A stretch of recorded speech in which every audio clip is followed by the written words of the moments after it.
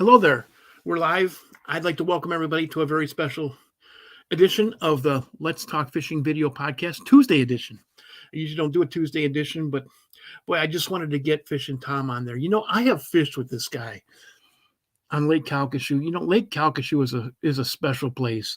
You're talking giant trout, giant redfish, flounder. And, I bet you Tom and I went to 15 different spots. We caught fish at every single place we stopped. It was just a fun day that was just jam-packed full of catching, not just fishing, but catching. And the thing that really gets me when I go out with a guide is not just the fish, but it's the personality of the guide too. You got to have a guide who has a good personality. It's fun to be in a boat with. It's pleasurable to be in a boat with. And that's Fishing Tom. And on top of it all, Fishing Tom guides a place that's just full of fish. So without further ado, how are you doing tonight, Tom? I'm doing good, there. Thank you for having me. Oh, you're very welcome. Man, also, Fishing Tom is a full-service guide. He not only has a fishing guide service, not only has a fantastic boat, not only guides on fantastic place, but also he has lodging. So you can go there, fly in, go to Tom's little lodge, stay at his lodge, and he made some fantastic blackened redfish. And I'm not a big fan of blackened fish. Tom said, well, we're having blackened fish. And man, I tried it. It was fantastic. I've had blackened fish at restaurants and not liked it. This guy can cook. I love to cook like I love to fish, so I put all of my love into it. So you get a great product. I've had a lot of people come and they get our all-inclusive package, and they're like, oh man, if the fish is as good as the food, he says, this is going to be the best trip ever, and many times it is. I got a lot of people. They said, man, we go there for the food, and then the fishing is just a bonus. So yeah. Well, I can't say that because the fishing was so spectacular. Yeah, but I'm obsessed with fishing, so we've got a great place to fish here. Yeah, Tom and I were talking before the show. He has had customers who've gotten 27, 28, and even a 31-inch trout, not a 31-inch redfish. I caught a 31-inch redfish with him. 31-inch trout. If I caught a 31-inch trout, I'm sorry. It's going on the wall. Got a couple of mounts here at our lodge. Yeah, look at those. Look at those guys. Lake Calcasieu, just outside of Lake Charles, Louisiana. Is there an airport in Lake Charles? There is an airport in Lake Charles. Sure is. So guys, fly into Lake Charles. Yep. And if you have your own private plane, we've actually got a landing field about 5 minutes from the lodge. We've had a couple of customers that come over in their own plane and land at the landing field, and then I pick them up, bring them to the lodge, take them fishing for a couple of days, and then take them back to the landing field. They jump in their plane and head back. One was in Utah, one was in Denver. That is fantastic. So let's talk about the fishery. So when you took my wife and I out, we went to the first place and we caught redfish in shallow water. That was fantastic. We got popping corks and live shrimp, I believe. Yeah, live shrimp. Is that? Go ahead, Tom.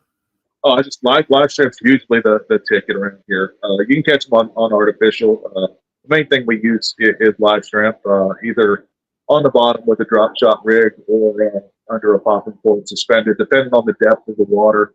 I'd like to have it about 6 inches to a foot off of the bottom, and then popping and working it, and that usually does the trick. Like we fished there, and then we also fished at the jetty. So a lot of times, I think with you, and it's kind of unconventional. I call it the Fishing Tom method, but I put a live shrimp just on your 8-ounce lead head and toss it out there and work it like it's a plastic, and seems to do or just have just as good a productivity for me as it does for rigging a drop shot rig, and it's just a whole lot simpler to rig up. That is simple to rig up. That is, man. So, and then we went fishing for trout. I know that we were in a couple of canals and we fished for trout, and also we went out into the lake and fished a couple windy points. How deep of water were we fishing? Do you know? The average depth of Calcasieu is 6 foot. Most likely on edge banks, grass banks, or even rock banks that drop off into the lake. You're probably looking at about 3 feet of water. You get some more deeper water out in the middle. A lot of the reefs are going to be about 5-6 feet. There's one reef out in the middle of the lake that gets up to 9 feet. That just depends. Different times of year when you got fish at deeper depths. Wanting to get down to that little bit warmer water at the bottom. Then make your adjustments. You're going to be able to tell when you get there. You're going to find the bait. The bait's going to show up on your depth finder, and if it's not there, then they're not at that depth. You can go to another spot, and either by location, by bait, or by depth of water to determine where your best chances are to catch fish. So what would be the best time of the year for a person to book a trip with you if they wanted a 20-inch plus speckled trout? I would say either May, June, or October, November. September is a really good month too. Let me back up there. Let me say September, October, because a lot of times them big fish in May and June are going to be out in the reefs. You're going to be able to target them along with good numbers of fish. And then September, they like to get up on the rocks in the big sized ones and in good numbers as well. To target just specifically Lowe's trout, it's a different kind of fishing. A lot of people will wade fish. Unfortunately, over here in Calcasieu, there's a limited amount of wade fishing areas, but those areas that you can get to are very good. And you're going to be in the water. You're going to be fishing big baits. You're going to be fishing porkies. You're going to be fishing top waters and stuff like that. You're probably going to fish all day for maybe one good bite. But it's going to be a big one. Most of the times when I'm catching big trout, and I'm talking about the big trout that I talked to you about, that my customers have caught, have not actually been out there targeting big trout. It's just happened to be that big trout was there amongst the other trout that were there, and that's happened many times. We're catching 12 to 14 inch trout. The next thing you know, that line starts singing. You're like, oh man, we got a redfish. And I'm like, this is a trout spot. It's probably not a redfish. The exact same thing happened with my wife. I took her out last year, and the first year we were together, she caught a 25-inch trout when we went out fishing, and she loves catching them big trout. She likes fighting big redfish, but she likes them trout a little bit more for whatever reason. And so she said, hey, I just want to go out and catch a big trout like I did last year. I'm like, okay, yeah, sure, baby. That's exactly what we're going to do. It just happens like that every day. And so we pulled up to this point where I've been catching trout, and she made about 12 pennies, and that fork went under, and it took off ripping and roaring. And she's like, oh, I got a redfish. I said, babe, I hadn't caught any redfish here. I said, you probably got another big trout. And again, for the second year in a row, she caught a nice 25-inch trout. And then she got in. We took a whole bunch of pictures of her. She sat down. She's like, man, that's all I wanted. And I'm just going to get me some sun. But you just have fun. That's a good one. We have a couple of comments from the audience. My name Roy Widgeon, and he's from USA Kayak Fishing Magazine. He was saying that she's a keeper. He was commenting on your wife, the story you told about your wife. Yeah. She loves to fish. Every chance that I can get her out there. She's a warm weather kind of girl, so she likes to get out there and catch some fish and get some sun.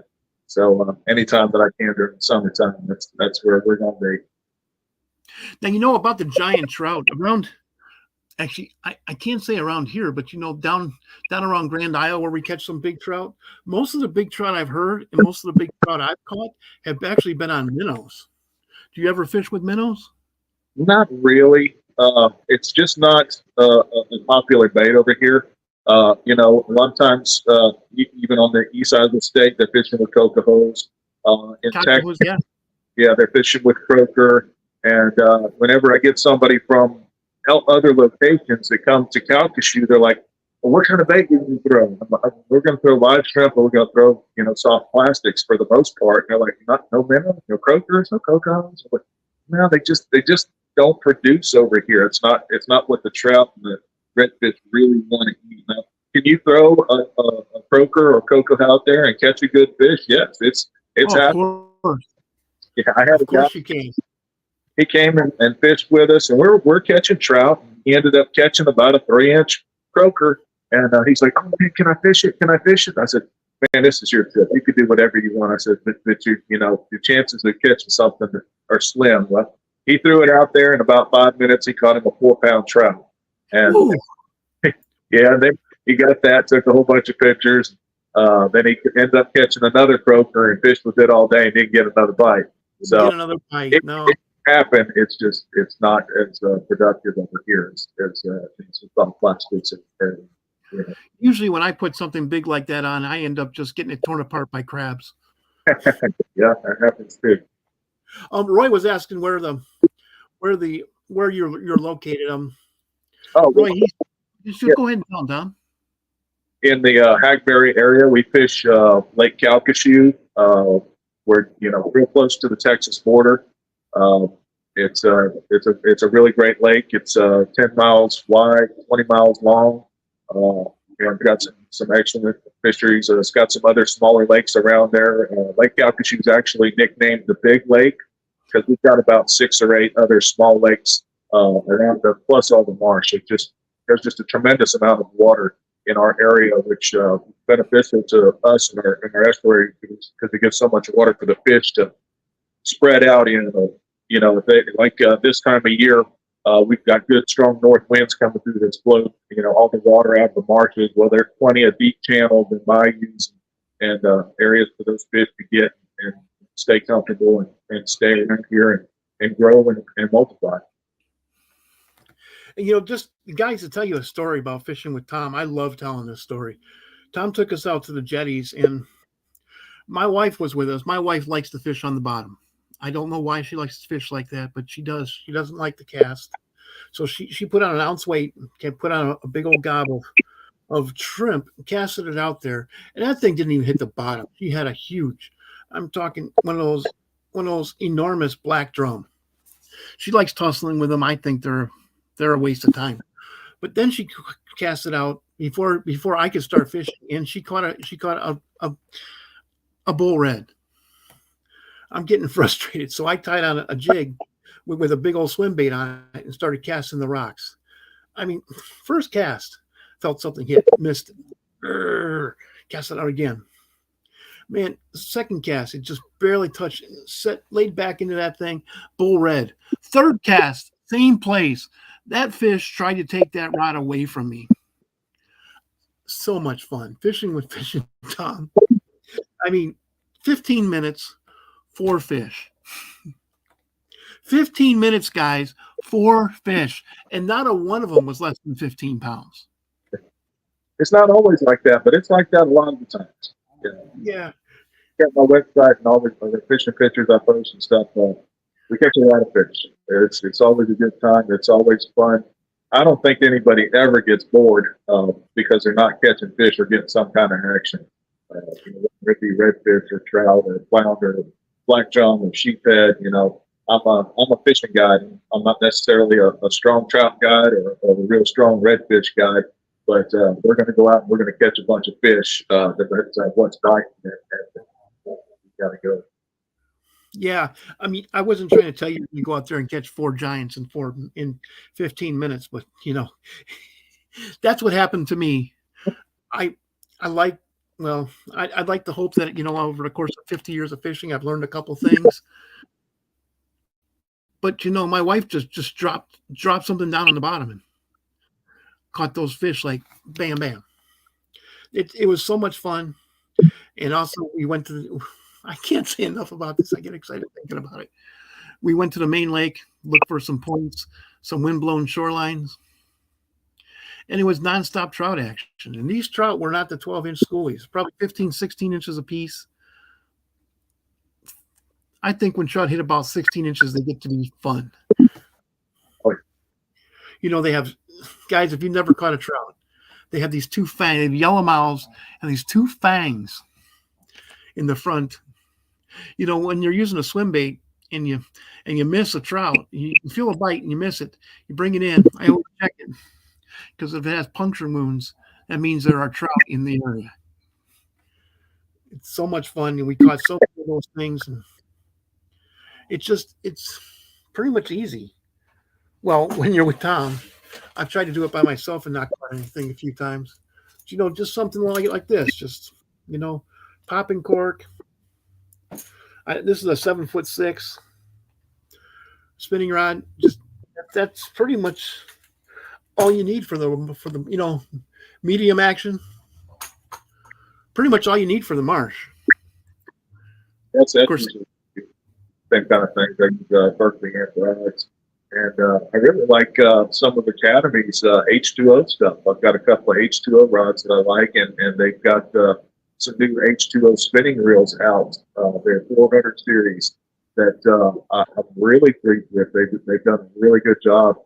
So I highly recommend them, and they're very priced right. They're going to be, you know, a little bit less than flounders, a little bit less than your pens, right about, you know, even a little bit less than Lou's. You know, but they're a really good reel. They've held up for all the big fish that I've used. I've only tore up one, and it might have been the first one that I had, but I've got about 6 of them that I've fished all through the winter. And, you know, when we're coming in 40, 50 fish a day, that puts a lot of wear and tear on those reels, and they're still held up and have done a really good job, especially, you know, handling, managing the fish, you know, drag consistency, and all. It's been a real good product. I recommend it. For those of you guys who like to watch me, your bass fishermen, I got to tell you, man, come on down here. If you like to fish for bass, you're going to love trout and redfish. You can fish for them the same way. I have caught redfish on crankbaits. I have caught redfish on chatterbaits, on spinnerbaits, on buzzbaits, on topwater. I've caught trout on topwater. I've caught hundreds of trout, hundreds of redfish on swim baits like that. This is a trout swim bait. It's 3.5 inches long. I've also used 6-inch long. Actually, when I was on Tom's boat, I was using a 6-inch long swim bait to catch those back-to-back bulls. Just, you know, with a half ounce jig with swim bait on the back of it. Just, you know, just casting the rocks, just like you would a bass. You know, they're redfish especially are like bass. The only reason they're not like bass is they taste a whole lot better, and they're 60 times as strong. You're not going to get a 5-pound. Well, I think you can get a 5-pound redfish in a couple minutes. But if you get a 20-pounder, you're not getting him in a couple minutes. You're going to have to know what you're doing to get him in. Yeah, I call it it take a couple of times before you get him in. Oh yeah, and just when you think he's in, he's gonna flap his tail at you, get you wet, and go back down to the bottom.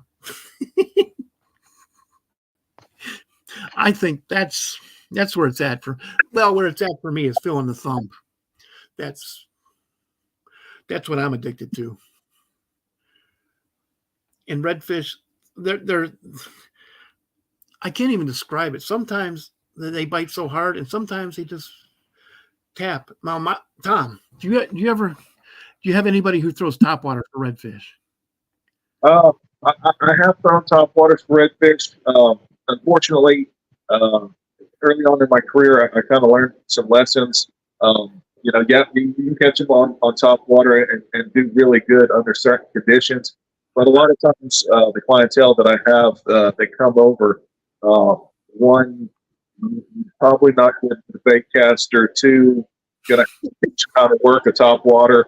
So I usually would end up spending, 30 minutes to 45 minutes just teaching somebody to throw top water. So, I fish top waters on my own when I go out with my buddies. If I know I've got some clients that have fished with me a lot that they can handle that, and I know they've got a good top water bite, yeah, we'll go out there because ain't nothing like watching a redfish blow up on a top water. It's just the way they're built. Their mouth is on the bottom of their head, so they have to come up out of the water to come down on that bait, and it is an explosion.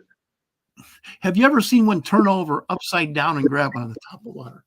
I've not seen one turn over upside down, but one beautiful thing that I did see one time, we were in a school of trout catching some schoolies, and the trout comes up and it starts to do that dance. Well, I had one come up, and he came up and he did that shake, and right behind him, that redfish came up and he slammed on that trout. And I don't know the trout. The trout never came back in, but I ended up hooking the redfish. It was about a 10-pound redfish. Fought him and brought him in. But if I would ever got that on video, man, that thing would have gone viral worldwide. I mean, that was the most beautiful thing I'd ever seen. I've never seen that. I always wanted. I've used a lot of top water for reds. I've had them jump out of the water, like you said, and grab it on the way down. Mm-hmm. But I've heard stories of them turning over and grabbing it. And that's why when I get on a good redfish bite, I always like to have something available. But I get focused. And I just want to catch the fish. So a lot of times, it's hard for me. It's hard for me to.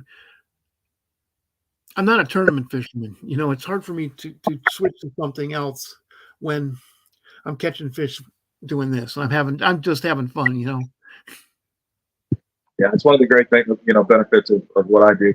I'll usually have several rods hooked up with different stuff laying in the back of the boat.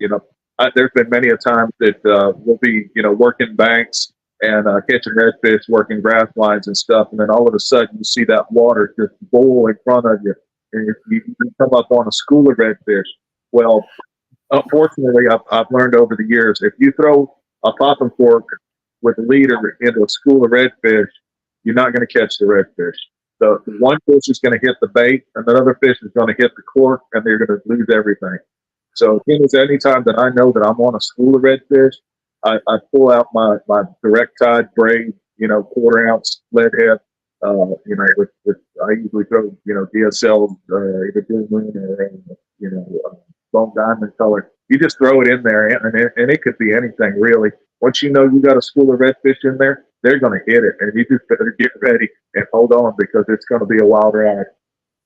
That sounds fantastic. Jeez. Yeah, I love throwing stuff like that, like a spinner bait where you just rip it as fast as you can, because when one of those things grabs a spinner bait and you're reeling as fast as you can, he's going to take off the other way. Hold on. Yeah. If you have your drag too tight and you're not using a very good rod, you might break that rod. I've had it happen. I think people bring their own rod. I always make sure, when they come out, what size reel they've got, what pound test they've got on their reel, what, kind of flexibility, how long has that line been on the rod? That's all important stuff that you need to know, because, you might have your favorite rod's been sitting in the closet for 5 years. You get out there and you're like, oh, they're going to break off. Oh, another one broke off. Oh, another one broke off. Well, you got some bad line. I said, it's just something like that. So, I've always got backup gear. You never have to worry about a shortage of gear or not having top quality gear when you come out with me. You want to bring your own stuff? Hey, you're welcome to. I love it. People come out and they're like, oh, yeah, I'm going to catch one of them big redfish on my setups and stuff. I said, man, I'll blast you on them, and you can catch them. I just want to make sure you got enough rods and all that to handle them. Yeah, I always bring my own rods, but that's just because I like my rods. I like my stuff, and it's so much fun to go out there and just spend the day catching big fish. You guys, I can't say enough of this. Come on down to Southern Louisiana. Come on down to Southern Louisiana. It's right next to Lake Charles. There are casinos in Lake Charles. There's great dining in Lake Charles. There's nice hotels in Lake Charles. And that's just a hop, skip, and jump from where Tommy fishes. Yeah. You can even fly into Houston and drive over to Lake Charles. It's not that big of it's not that long of it. How long is that drive? Is that From where? from Houston? Houston to Lake Charles is 2 hours. Yeah, 2 hours, man. In the scheme of fishing, 2 hours is. Yeah. I'd say probably 70, 75% of my clients are from Houston.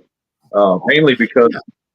you get over there in Houston, if you live in Midtown Houston or North Houston, in order to drive to the Texas coast, you're going to drive 2 hours, 3 hours, to get to Galveston, to get to Matagorda or any of those places.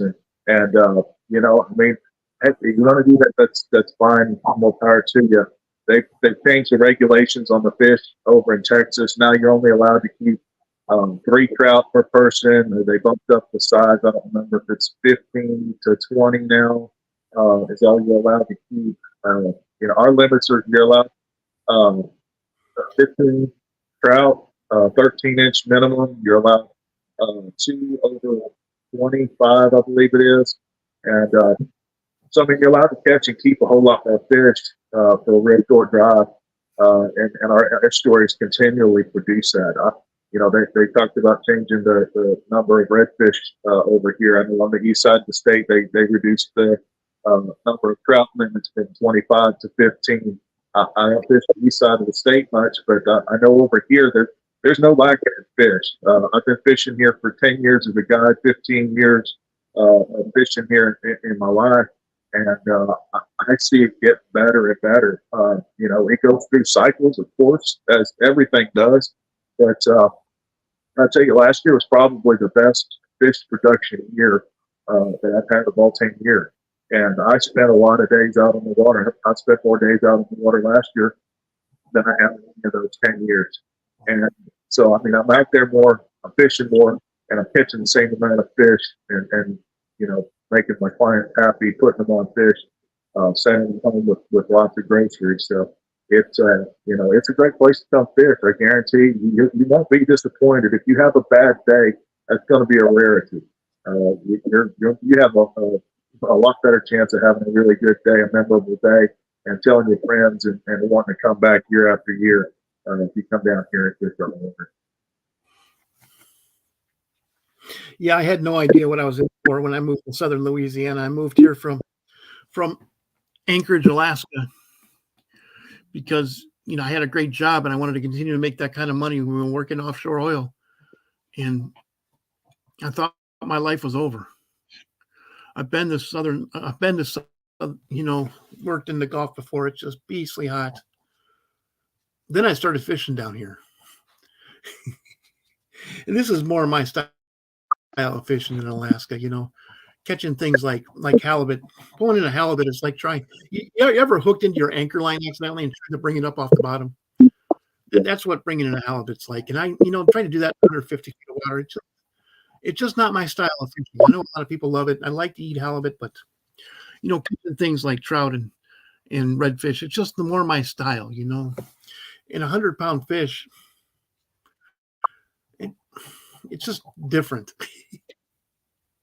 I guess maybe it would have been better if it was 100-pound tuna, because tuna actually pull where flounder just go this. Actually, it was halibut. They just go like this, and they weigh a lot.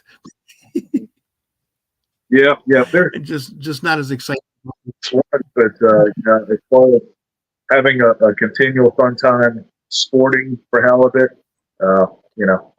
it's good to go out there and catch meat. But of course, fortunately, Alaska's got a lot of salmon. I went up there a couple of years ago and just had a blast catching salmon. You go to Costa Rica and catch tuna and wahoo and marlin.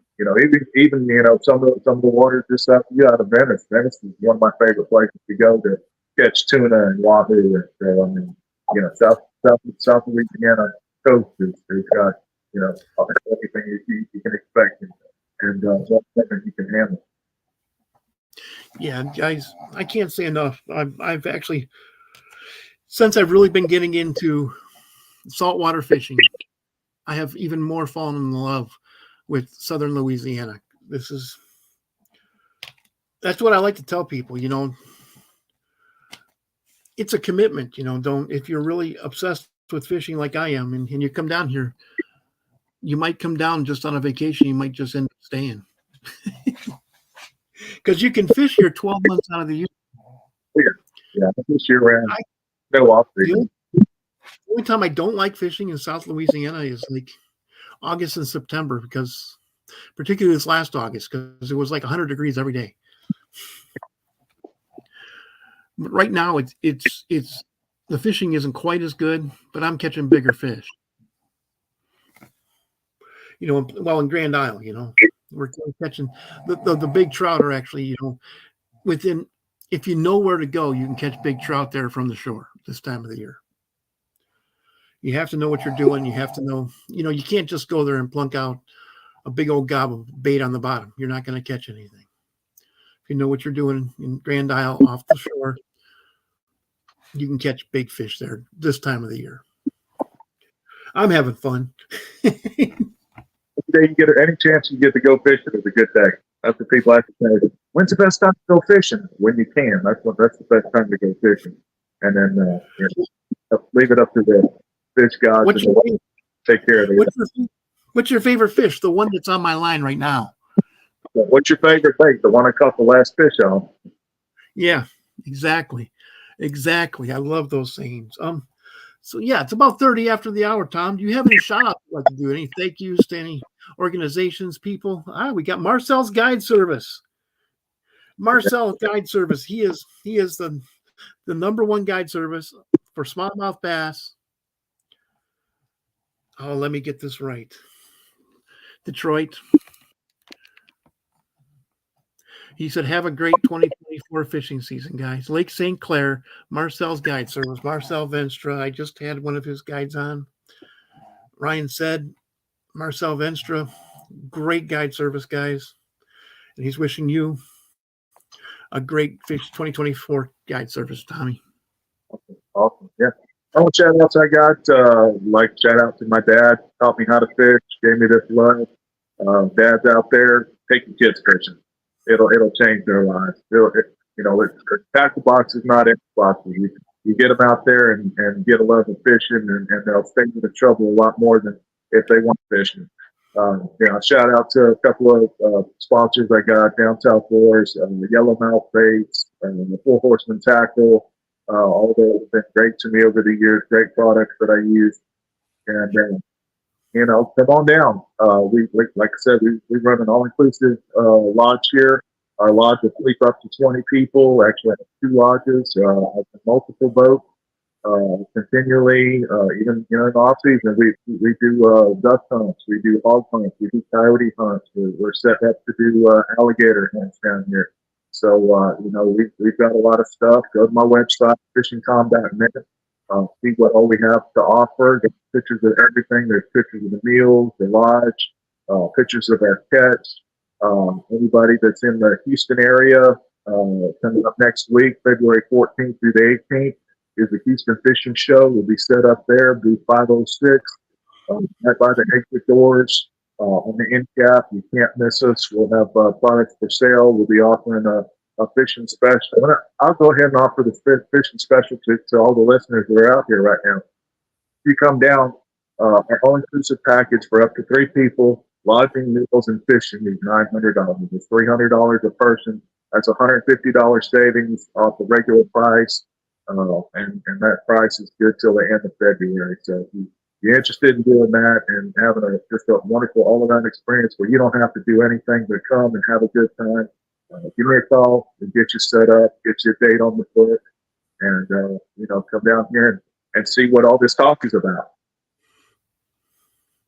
I agree, man. I agree. This is, guys, I fished with Tommy. He has my highest recommendation. And I fished with quite a few guides who I wasn't impressed with, but I was impressed with Tommy because, like I told you, in order to be an effective guide, I believe you have to have a good personality too, and this guy certainly does.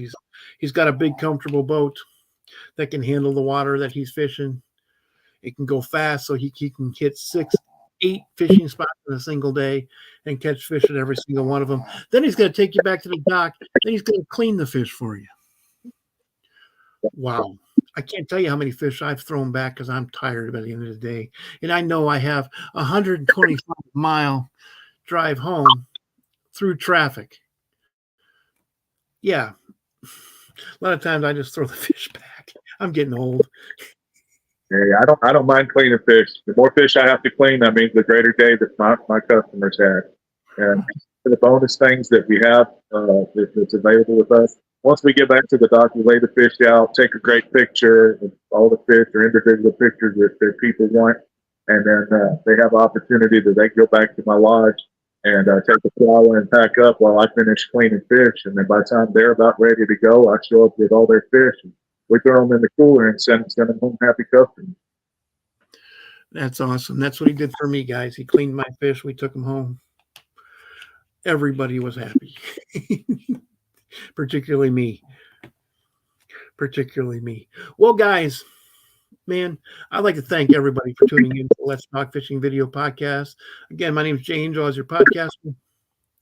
Fishing Tom's guide service. Give him a call. Phone number on the bottom screen, or look him up on fishingtom.net. Guys, it's Tuesday. I know it's a little early in the week.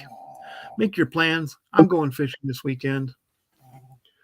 Make your plans. Have fun, guys. You only get to do this life once. With that, I'm going to end the podcast. Tommy, please stick around for a couple minutes. I'd like to talk to you after the show. Okay, sounds great. Thank you, Jay. Thank you.